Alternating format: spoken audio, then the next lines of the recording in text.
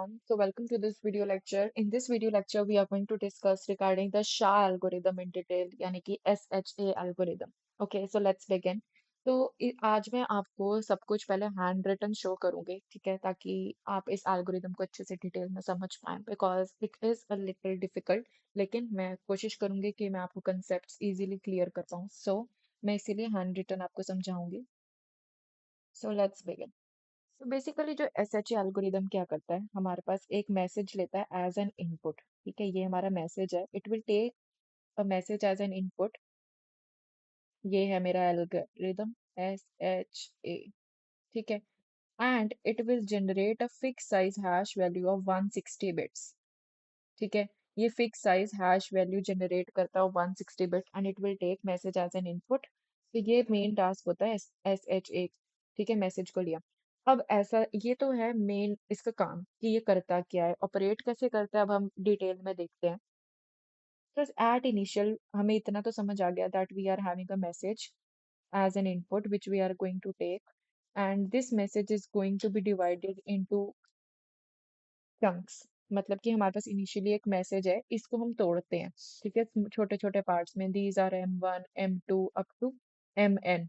मतलब कि छोटे छोटे चंक्स में हम इस मैसेज को डिवाइड करते हैं, क्योंकि एट इनिशियल हम पूरा का पूरा मैसेज नहीं दे सकते हैं बिकॉज उसकी लेंथ बहुत ज्यादा हो सकती है. ठीक है, तो हमें आ रही कोशिश क्या है कि हम मैसेज को स्मॉल स्मॉल पार्ट्स में डिवाइड कर देते हैं. इन स्मॉल पार्ट्स को बोल देते हैं चंक्स. अब इन चंक्स का जो साइज होता है that can be variable size. Suppose कर लेते हैं कि इसका एट इनिशियल जो साइज है दैट इज 448 बिट्स. ठीक है, 448 बिट्स.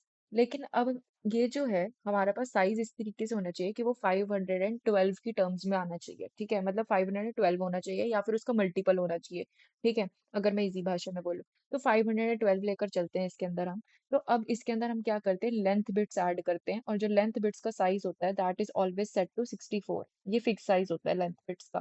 ठीक है, जो हमेशा हम मैसेज बिट्स के अंदर ऐड करेंगे. ठीक है, तो जब आप ऐड करोगे it will come out to be 512. Now it can be operated further. मतलब ये 512 बिट्स होना चाहिए. लेकिन अब ये तो केस हो गया कि जब हमारे पास 448 बिट साइज था. लेकिन हमारे पास ऐसा भी तो केस हो सकता है कि जब पे हमारे पास मैसेज का साइज 50 बिट्स हो. अब 50 बिट्स के अंदर अब मेरे को इतना पता है कि जो मेरी लेंथ बिट्स हैं दे आर ऑलवेज फिक्स्ड, कि वो 64 बिट्स की होंगी. अब मैं अगर 50 प्लस 64 करूंगी तो वो 512 के इक्वल तो आएगा नहीं. तो मैं क्या करूंगी, मुझे कुछ और बिट्स भी ऐड करनी पड़ेगी. तो मुझे कुछ और बिट्स ऐड करनी पड़ेगी so that it should be equal to 448. और उसमें मैं फर्दर लेंथ बिट्स ऐड करूंगी अपनी, जो ये मेरी लेंथ बिट्स हैं, ताकि ये 512 बन जाए. ठीक है, तो मुझे इसके अंदर क्या करनी पड़ेगी, पैडिंग बिट्स जोड़नी पड़ेंगे, मीन्स कुछ एक्स्ट्रा बिट्स, ताकि मैं उसको उसकी लेंथ को बेसिकली उसके साइज को और बढ़ा सकूं. ठीक है, तो इन पैडिंग बिट्स को मैं तब तक ऐड करूंगी जब तक वो 448 के इक्वल ना आ जाए. मतलब 50 में कुछ ऐसा नंबर ऐड करें कि जो 448 के इक्वल उसको बना दे. क्योंकि जो हमारा इसमें हम फर्दर देखेंगे कि हमें जहां पर मैसेज को भेजना है, आगे ऑपरेट करना है, तो उसमें एट इनिशियल जो उसका साइज है वो 512 होना चाहिए. तो बेसिकली हम उसके साइज को 512 बनाने के लिए उसके अंदर लेंथ बिट्स जोड़ते हैं which is always fix, that is of 64 bit size. लेकिन अगर वो 64 बिट साइज जोड़ने के बाद भी 512 नहीं बन रहा, तो मुझे उसको पैडिंग बिट्स पहले ऐड करने पड़ेंगे.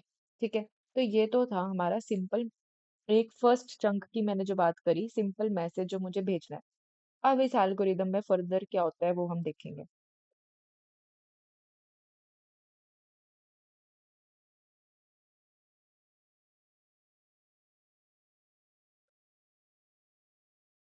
या सो फर्दर क्या होता है कि हमारे पास इसमें क्या होता है, हमारा जो मैसेज है 512 bits. Now these are ready to operate. Let's say these are ready to operate, ये हमने 512 बिट्स भेज दिए.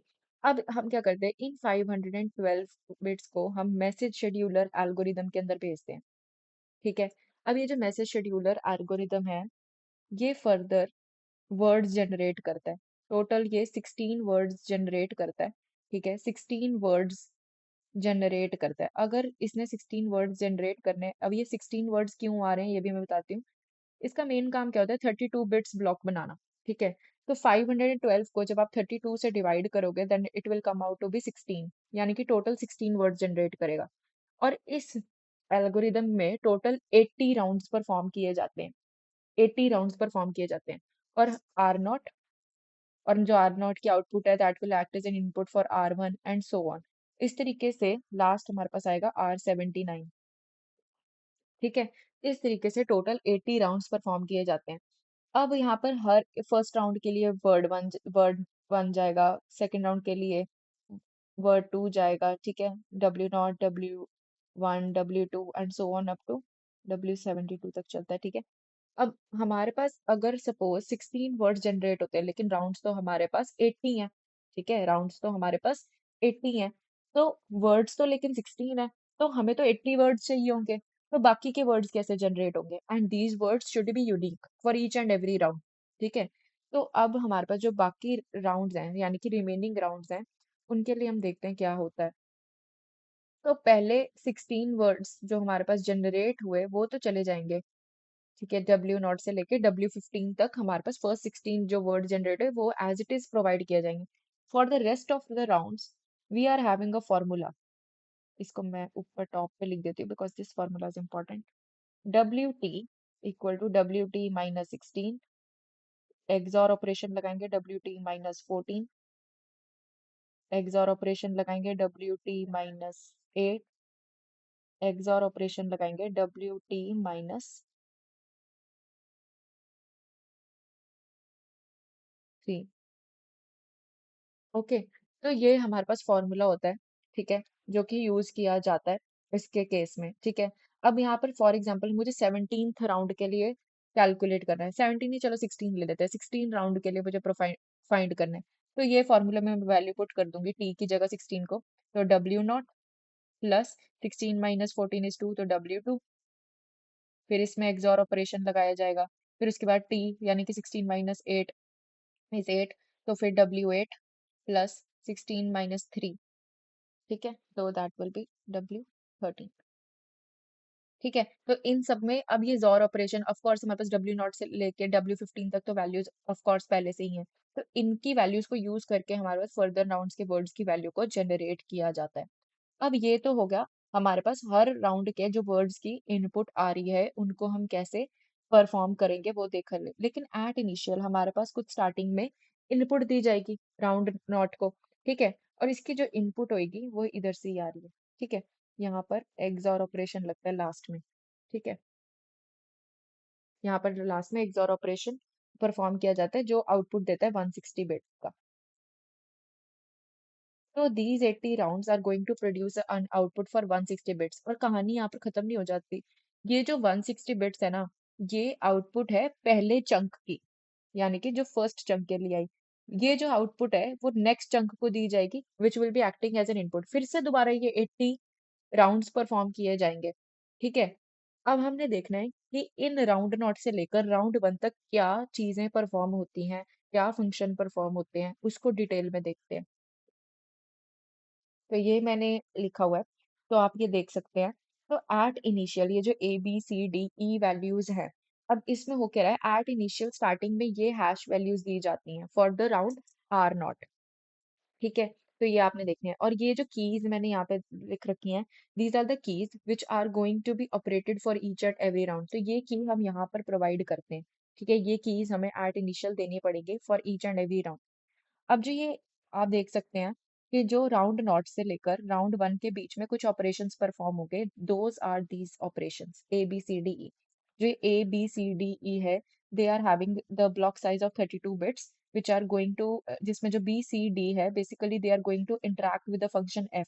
ठीक है। इस F फंक्शन में कॉम्बिनेशन ऑफ एंड और एक्सॉर ऑपरेशंस परफॉर्म किए जाते हैं। ठीक है। एंड दीज फंक्शंस ये बेसिकली चार फंक्शंस होते हैं जो हर एक ग्रुप ऑफ 20 राउंड्स के लिए एक फंक्शन पर्टिकुलरली सेट किया जाएगा। ठीक है। जरूरी नहीं है कि वो फंक्शन हर नेक्स्ट 20 राउंड्स के लिए सेम हो। 20 राउंड्स के लिए एक फंक्शन है, नेक्स्ट 20 राउंड्स के लिए दूसरा फंक्शन होगा, नेक्स्ट 20 राउंड्स के लिए तीसरा फंक्शन होगा। मीन्स जो ये 80 राउंड्स हैं इन्हें हम ग्रुप में डिवाइड कर देते हैं, 20-20 के ग्रुप में। और हर एक 20-20 ग्रुप के लिए एक पर्टिकुलर फंक्शन परफॉर्म किया जाएगा। ठीक है। ऑपरेशन बेसिकली परफॉर्म किया जाएगा।